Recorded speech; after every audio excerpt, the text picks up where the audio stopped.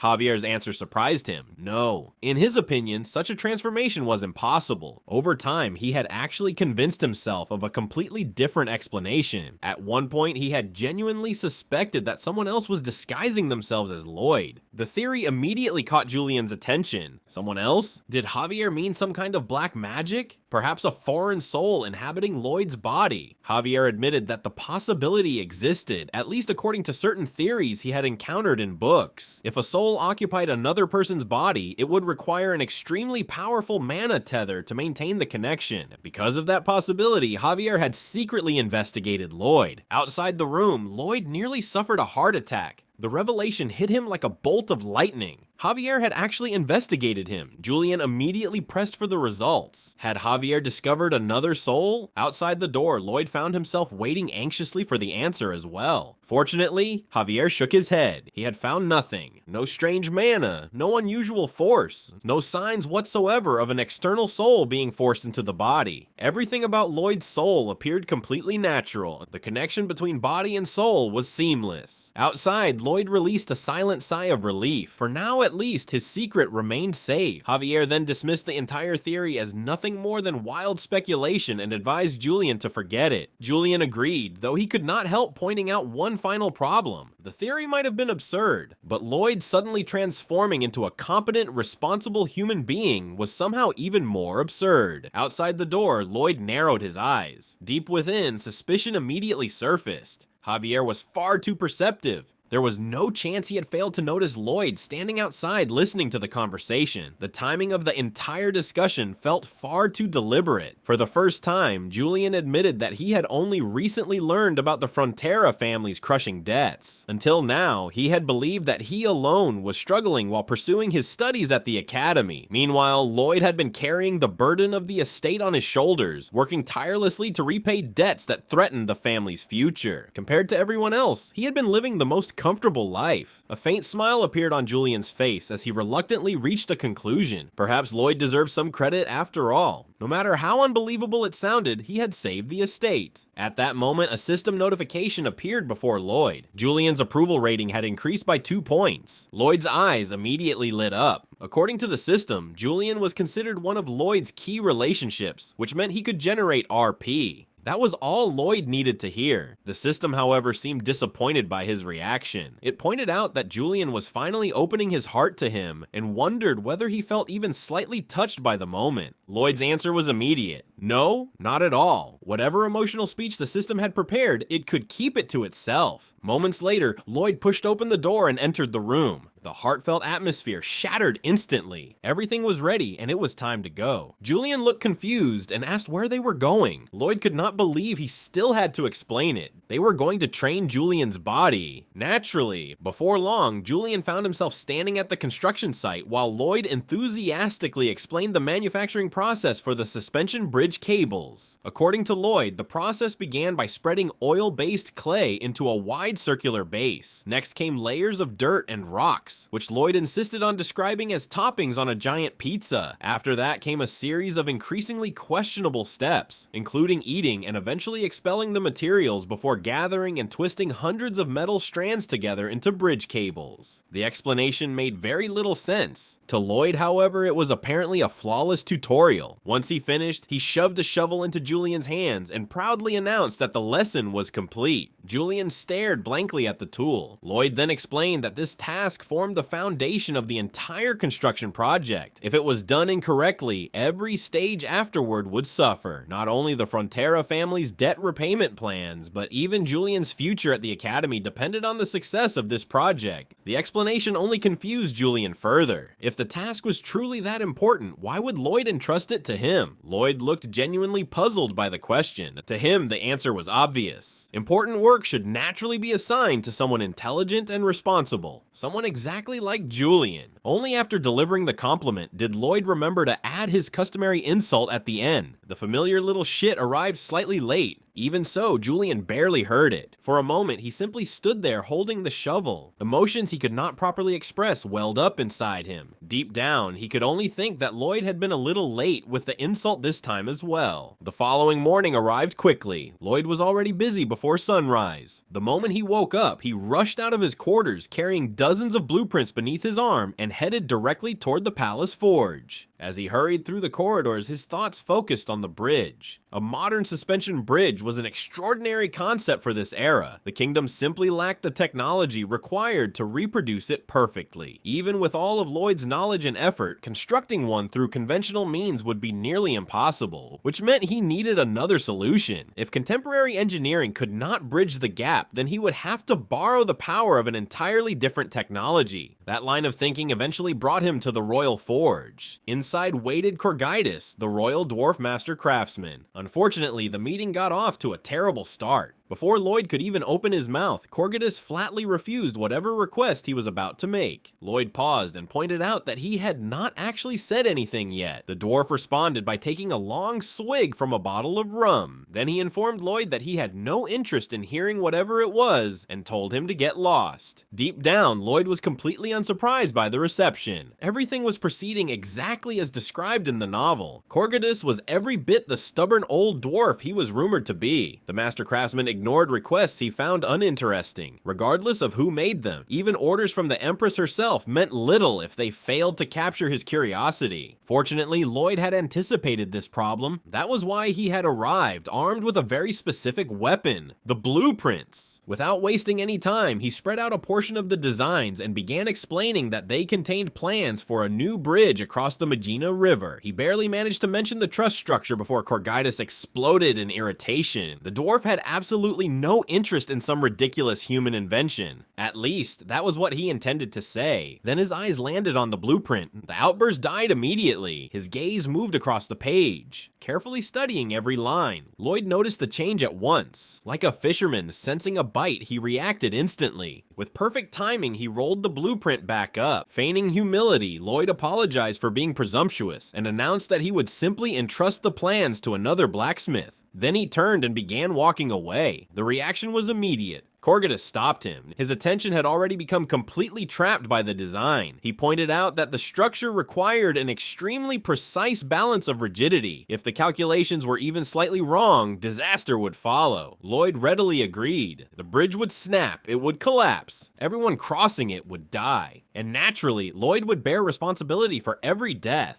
At that point, his expression darkened dramatically as he imagined the inevitable accusations. If only Corgidus had made the trusses! The dwarf's eyebrow twitched violently. Slowly, he looked up from the blueprint and stared at Lloyd. The accusation came immediately. Was that a threat? Lloyd responded with his trademark shameless grin. Of course not. It was merely an earnest appeal to a master's conscience. The explanation convinced absolutely nobody. According to Corgidus, Lloyd's face looked exactly like the face of a man issuing threats. Even so, resistance was becoming increasingly difficult. After a long sigh, the dwarf finally surrendered and demanded the blueprints. He wanted a closer look. Lloyd immediately spread every sheet across the table. One by one, the designs unfolded before the Master Craftsman, and one by one, they struck him. Each new page sent another pleasant shock through the dwarf's mind. The more he examined the bridge, the more fascinated he became. Eventually, Corgidus arrived at a firm conclusion. There was only one person in the entire kingdom capable of producing something like this. Him. If Lloyd handed these plans to any ordinary blacksmith, the result would be a catastrophe. Lloyd's smile immediately widened into something considerably more sinister. That, he explained, was precisely why he had come seeking the dwarf's assistance. Or threatening him. No, definitely assisting. Corgidus was unconvinced. In fact, he pointed out that Lloyd was still making the same infuriating expression. If someone possessed the intelligence to design a structure like this, then they were certainly clever enough to have planned this entire encounter from the start. The accusation was completely correct. Naturally, Lloyd denied everything. With a perfectly innocent expression that fooled no one, he insisted that he could only rely upon Corgidus's kindness and generosity. The dwarf immediately ordered him to stop making that face. Lloyd did not. After another long moment spent studying the blueprints, Corgidus finally reached his decision. Fine, they would do it. The instant those words left his mouth, Lloyd bent forward in a bow so deep and enthusiastic that his forehead smashed directly into the table. 3 days passed in a blur of activity. Julian continued overseeing the wire production process, while the Royal Workshop began manufacturing the bridge's truss components under Corgaitis' supervision. Meanwhile, Lloyd and Javier turned their attention to the suspension towers. Working side by side, Lloyd drove his shovel into the earth while Javier plunged his sword into the ground. Through both tools, they transferred the force of their mana into the land, accelerating the construction process in ways that would have seemed impossible to ordinary workers. The work progressed smoothly, until it didn't. A furious voice suddenly rang out across the construction site, demanding that all work cease immediately. The interruption brought everything to a halt. A delegation from the Builders Guild had arrived. Their accusations were explosive. According to them, Lloyd was defrauding Her Majesty and stealing from the royal treasury through a completely unnecessary construction project. They declared that they would never allow such misconduct to continue. The accusation was so absurd that Lloyd could only stare at them in disbelief. Moments later, the dispute had escalated all the way to the palace. Inside the Great Hall, the Empress listened as the Builders Guild passionately presented its case. The guild members pleaded for royal judgment. In their view, there was already a perfectly functional bridge spanning the Magina River. Lloyd's project was nothing more than a wasteful attempt to secure royal funding for unnecessary work. Rather than supporting his bridge, they argued the kingdom should devote its resources to repairing the palace instead. Once the complaints concluded, the Empress instructed both sides to present their arguments formally. The Builders Guild would speak first. The guild leader, Victor, stepped forward and explained their position. The existing Magina Bridge, built by a previous guildmaster, had remained standing for 30 years. Its wedge-shaped support columns had been specifically designed to withstand the river's powerful currents. Therefore, Lloyd's claim that the bridge would eventually collapse was not merely criticism of the structure itself. In Victor's opinion, it was an insult to the guild, and by extension, a slight against the judgment of the Queen. Lloyd listened quietly. Deep down, he knew the man was wrong. The bridge would collapse. Not eventually. Absolutely. He remembered it from the novel. During a future conflict between the royal army and the rebels, both sides would converge at the Magina River during a massive storm. The bridge would fail, bringing the entire confrontation to a standstill. Unfortunately, future events were not exactly admissible evidence. The Empress then turned toward Lloyd and requested his response. Instead of addressing the bridge, Lloyd focused on someone else entirely. His gaze settled on the royal official seated beside the guild leader. Then he asked a simple question. How much had he been paid? The reaction was immediate. Guild members erupted in outrage. Several visibly flinched before angrily denouncing the accusation. They demanded to know how Lloyd dared to make such slanderous claims in the presence of Her Royal Highness. Watching their response, Lloyd almost laughed. Privately, he felt as though the answer had already been handed to him. The official's reaction practically screamed guilt. To Lloyd, the situation felt painfully familiar. Back in Korea, everyone knew how these relationships tended to work. Whenever politicians and businessmen grew too friendly, money usually changed hands somewhere along the way. Either politicians accepted favors from businessmen, or businessmen paid politicians to secure favorable decisions. This case appeared to be the latter. Control the budget, eliminate competitors, secure exclusive rights. The pattern was hardly complicated. Unfortunately, the Empress did not share his enthusiasm, and her expression hardened as she addressed him. She admitted that she had previously considered Lloyd a clever man. However, she informed him that he had just made a serious mistake. Accusing a royal official of corruption without evidence was no small matter. The warning immediately wiped the confidence from Lloyd's face. He swallowed hard, and the guild members smirked in confidence. The Empress suddenly ordered that judgment be prepared immediately. The command sent shockwaves through the hall. Moments later, Lloyd found himself bound in ropes and kneeling before the throne. Behind him stood an executioner holding a massive axe, its blade gleaming ominously beneath the palace lights. The scene looked alarmingly real. The Empress rose and declared that Lloyd Frontera had insulted both her and a royal vassal through false accusations. Therefore, she would restore her honor through proper judgment. The sight threw Lloyd's companions into turmoil. Podong and the other summons became visibly distressed, while Javier's hand slowly drifted toward the hilt of his sword. Then the Empress turned her gaze toward Lloyd and asked whether he had any final words. With his head lowered, Lloyd calmly delivered a single request. The guilty party's entire bloodline should be exterminated. The statement immediately drew reactions from everyone present. Javier's brows narrowed. Podong's heart nearly stopped. The Empress, however, simply shifted her attention toward the Builders Guild representatives and asked whether they agreed with such a punishment. Without hesitation, they declared that it was only proper. The answer seemed to satisfy her. As the Empress prepared to continue, Javier's grip tightened around his sword. Then came the twist. The Empress announced that she would now prove her vassal's innocence. The color instantly drained from the guild representatives' faces. Before either of them could react, 4 royal mages stepped forward and surrounded them. Raising their hands, they began constructing a magical formation around the pair. At that moment, Lloyd's expression changed completely. The grim face he had worn moments earlier vanished. In its place appeared a vicious grin. The Empress raised her voice and ordered the activation of the confession spell. Brilliant light erupted throughout the hall. Panic immediately followed. The 2 men desperately begged for mercy, frantically calling out to Her Majesty as the spell enveloped them. The pleas accomplished nothing. The magical light intensified, illuminating every corner of the chamber while extracting the truth hidden within them. Meanwhile, Lloyd's grin grew wider and wider as the entire scheme unraveled exactly as he had planned. Before long, every detail of their corruption had been exposed. The verdict came swiftly. Later, beneath a dusky sky filled with circling crows, the punishment was carried out. The 2 disgraced conspirators were bound to wooden posts, their clothes torn, and their bodies marked by repeated lashes. Lloyd observed the scene with apparent satisfaction. Still, he informed them that their families had committed no crimes. According to him, he had personally pleaded with the Empress to limit the punishment to the guilty parties alone. Then he smugly congratulated himself on his own generosity. In his mind, that level of mercy clearly proved what an exceptionally kind person he was. Javier disagreed. Whenever he thought about the incident, the image that surfaced first was not Lloyd's mercy, but the horrifying grin he had worn while watching the sentence being delivered. Meanwhile, Lloyd had already moved on to a different concern. The entire affair had delayed construction. That was the true tragedy. Fortunately, the Empress soon solved that problem as well. Recognizing the importance of the project, she ordered workers from across the kingdom to assist in the bridge's construction. The moment Lloyd heard the announcement, his mood improved dramatically. Deep within, he offered enthusiastic praise to the Empress. She was wonderful, absolutely wonderful. With royal support now fully committed, progress accelerated at an astonishing pace. High-ranking wizards employed gravitational magic to reduce the weight of enormous stone blocks, allowing materials to be moved with unprecedented efficiency. Work crews multiplied, resources poured in, and every stage of construction advanced far faster than originally anticipated. As a result, the suspension towers that should have required an enormous amount of time were completed in what felt like the blink of an eye. Thousands of anxious and expectant eyes remained fixed on the peaks of the suspension towers, where Lloyd stood alongside Bangul. Everything had come down to this moment, the final connection. Bangul's thick tail immediately began wagging with excitement. A moment later, a volcanic burst of power erupted beneath her. Bangle launched forward like a living cannonball. The rope clenched firmly between her teeth as she shot toward the opposite tower. Waiting there was Podong. The summon planted his feet firmly and puffed out his round belly while stretching his arms wide. Then he inhaled deeply and prepared himself. Seconds later, Bangle arrived. The collision was spectacular. Her round head slammed directly into Podong's stomach like an arrow fired from a giant ballista, causing his entire body to wobble from the impact. At precisely the right moment, the end of the cable was forced into its designated socket. The instant it slid into place, Lloyd loudly declared the connection complete. Only then did Javier finally release the breath he had been unconsciously holding. The most dangerous phase of the entire project was over. Watching from the crowd, Julian could only stare at the bridge in amazement. The more he witnessed, the harder it became to deny reality. Lloyd truly was incredible. Standing beside him, Javier agreed. However, he believed Julian deserved praise as well. This had been Julian's first experience with genuine physical labor, yet he had shown up every day without complaint. Javier even recalled a memory from years ago when Julian had begged to learn swordsmanship. Back then, the training sword had been so heavy that Julian had nearly injured himself trying to wield it. Now things were different. After weeks of labor, Javier doubted weight would be much of a problem anymore. Meanwhile, another crucial stage of construction was underway. Hamong stepped forward and began gulping down massive amounts of river water. His body continued expanding until it reached a towering height of 230 feet, perfectly aligning the bridge platform on his back with the edge of the fan truss. With the positioning complete, the final assembly began. Rather than relying on conventional welders, royal magicians handled the work. Using powerful fire magic, they fused the bridge plates together section by section. The process continued for several days, piece by piece, plate by plate, until at last only one remained. Then came the final connection. The last plate slid into place with a heavy metallic clank. At that exact moment, a familiar notification appeared before Lloyd. The construction of Magenta City's suspension bridge had officially been completed. Lloyd immediately clenched his fist. It was done. The project was finally finished. A second notification quickly followed. For this monumental achievement in construction, a massive bonus reward would be granted. 1,050 bonus RP. Deep within, Lloyd nearly burst with joy. After painstakingly saving RP for so long, he now found himself swimming in it. Life was beautiful. The celebration did not end there. Before the gathered crowd, Queen Magentano formally announced that the bridge would be named in honor of Lloyd Frontera and his knight, Javier Astrahan. From that day forward, the structure would be known as the Lojavi Bridge. The declaration was met with thunderous applause. Then the Empress delivered another surprise. Exercising her royal authority, she bestowed upon Lloyd Frontera the title of Master Builder. The crowd erupted into even louder cheers. Not everyone was impressed, however. Among the spectators stood Kurgaitis, who immediately took issue with the announcement. In his opinion, granting the title to that little runt was questionable at best. After all, he had personally crafted much of the bridge's critical framework, yet even the stubborn dwarf could not deny the truth. The bridge itself existed because of Lloyd. No one else in the kingdom could have conceived a design like this. Reluctantly, Kurgaitis admitted that much. Lloyd respectfully bowed before the Empress as the celebrations continued around him. Outwardly, he appeared humble. Internally, he was doing accounting. The bridge project had been completed. Once the construction payments arrived, the Frontera estate's debts would likely be wiped out almost entirely. It was an enormous victory, yet one major obstacle still remained. His gaze drifted toward Queen Magentano. Unlike the cheering crowd, the Empress appeared deep in thought. Privately, she was already considering her next move. The more she reflected on Lloyd's achievements, the more possibilities she saw. A man capable of designing a suspension bridge, defeating a Giga Titan, revitalizing an estate, and repeatedly producing impossible results was far too valuable to ignore. The question was no longer whether she would use him. The question was how. Unfortunately for her, Lloyd had arrived at the exact same conclusion. Deep within, he understood perfectly what was happening behind those thoughtful eyes. The Empress was planning his future, his very busy future. Lloyd had no intention whatsoever of becoming a loyal workhorse for the crown. His dream remained exactly what it had always been, to become a wealthy bum who spent his days eating, sleeping, and enjoying life in complete comfort. That dream was non-negotiable, which meant it was finally time to put his plan into action. The Empress eventually broke her silence and informed Lloyd that she had a request for him. Further discussion would take place back at the royal palace. Lloyd immediately accepted with proper courtesy. Outwardly, he appeared perfectly obedient. Inside, however, a triumphant grin spread across his face. Everything was proceeding according to schedule. His objective was clear: escape the Empress's grasp, solve Julian's academy problem, accomplish both at once. Operation Double Kill had officially begun.